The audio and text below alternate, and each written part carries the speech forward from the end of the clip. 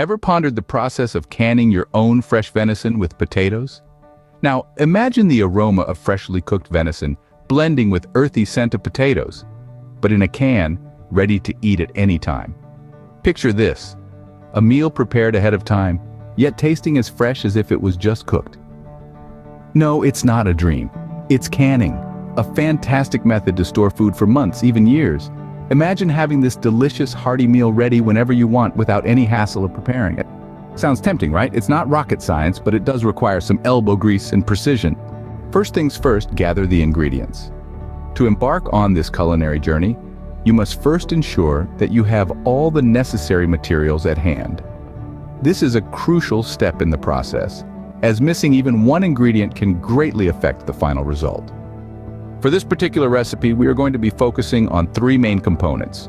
The first component is venison, a type of game meat that is both flavorful and nutritious.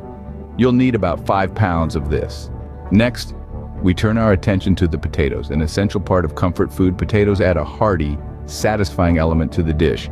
You will need approximately 5 pounds of these as well. Finally, we come to the pinch of salt. This may seem insignificant, but salt is the essence of flavor. It has the power to elevate the taste of the dish, bringing out the best in the other ingredients. A good pinch of salt can make all the difference, so don't underestimate its importance. Now let's get cooking. Yet, firstly, we're going to address the venison. This beautiful lean meat requires careful cleaning and meticulous trimming of any unnecessary or silver skin. Don't be hasty. Take your time to ensure each piece is prepared with. Once you're satisfied, cut your cleaned venison into uniform 1-inch cubes. Size is ideal for cooking evenly and absorbing flavors. Now, shift your focus to the humble start by peeling them, then thoroughly wash each one under cool running water. Lastly, chop the potatoes into chunks. Aim to keep them roughly the same size as your venison cubes to ensure consistent cooking times and a harmonious blend of flavors. Now that we have our venison and potatoes prepped, let's get to the fun part, filling the jars. This is where your creativity can shine through. Begin by placing a layer of your perfectly cubed venison at the bottom of your jar. Feel the satisfying weight of the meat as it settles into place. This is the foundation, the bedrock upon which we'll build our culinary masterpiece. Next, add a layer of potatoes on top of the venison. Watch as the vibrant white of the potatoes provides a stark contrast against the rich, dark venison. It's not just about taste, it's about creating an experience that's as pleasing to the eyes as it is to the palate. Now, it's time for a sprinkle of salt. Not too much, just a little to enhance the natural flavors of the venison and potatoes. Feel the grains as they slip through your fingers, each one promising a burst of flavor when it's time to open the jar. Repeat the layering process. Venison, potatoes, salt, until the jar is filled, leaving about 1 inch of headspace for sealing. Each layer is a step closer to our finished product, a testament to your dedication and patience. And voila, your jar is ready for sealing. Remember, the layering is not just for aesthetics. It also helps in preserving the food better. Each layer is a promise of the delicious meal to come, a promise that will be fulfilled when the jar is opened and the aroma of preserved venison and potatoes fills the room. Now it's time to seal the deal. You've worked hard to prepare your produce. You've diced and sliced, you've sweated in the summer heat, and you've filled your jar to the brim with the fruits of your labor. It's a sight to behold. Your jar vibrant, full of color, and filled with promise. But it's not time to rest on your laurels just yet. We still have a crucial step left. Before moving on, let's take a moment to appreciate the importance of this step. It's about preserving your work, ensuring that the flavorful bounty you've created is locked in, secure from any contaminants that might spoil it. Imagine the satisfaction of knowing that your efforts will be enjoyed long after the summer sun has set, all because of this important step. Take a damp cloth and carefully wipe the rim of the jar clean. It's a small act, but it's vital to ensure that there's no obstruction between the lid and the jar. It's engaging, it's tactile, it's the mark of a craftsman who takes pride in their work. Next, you'll need to place a canning lid on top. This simple piece of metal will form the barrier that keeps your creation safe. It might not seem like much, but it's a critical part of the process. Hold it in your hands, feel its weight, its coolness. Then gently lay it down onto the jar, aligning it perfectly with the rim.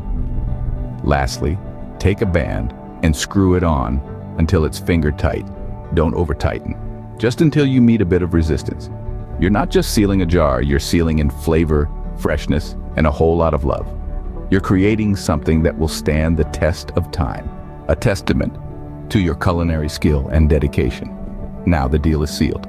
Once all jars are outfitted with their desired treats and securely sealed, we transition to the exciting process of pressure canning. Now you will carefully position these treasure-filled jars into the sturdy and dependable pressure canner. Once snugly in place, secure the lid and initiate the heating process, aiming to reach that magic number of 10 pounds pressure. This is the thrilling turning point where your preserves on their final form. Once that critical pressure level is met, you'll need to maintain it. Be patient. It takes about 90 minutes. Throughout this meticulous undertaking, safety is paramount when pressure canning. So follow the manufacturer's instructions. After 90 minutes, turn off the heat and allow the pressure to gradually decrease on its own accord. During this time, the jars will be under intense heat and will still be sterilizing the contents. It's crucial not to rush this stage. The heat is what seals in all the flavors. Once it is cooled enough and deemed safe, carefully lift out the jars using a jar lifter. Let these jars now cool down at room temperature. The process doesn't quite end here though. After 24 hours, perform a final check on the seals. It's a simple test. If the lids remain firm and don't pop up when pressed, give yourself a pat on the back. You've done it right. Now, the best part about canning is that you can store these jars for years. Isn't that amazing? Properly canned goodness of venison mixed with wholesome potatoes, an impressive shelf life of 5 years, if kept in a temperate and dark space. This process of canning venison with potatoes is quite straightforward. You start with preparing the ingredients, ensuring they are fresh, then fill the jars, taking care to pack them well. Following this, you seal the jars tightly to avoid spoilage before employing the method of pressure canning. Check the seals for any possible leaks. It's a simple yet effective way to preserve this hearty meal for long-term storage. The next time you find yourself with a surplus of venison and potatoes, why not try your hand at canning? It's an enjoyable and worthwhile endeavor to preserve food.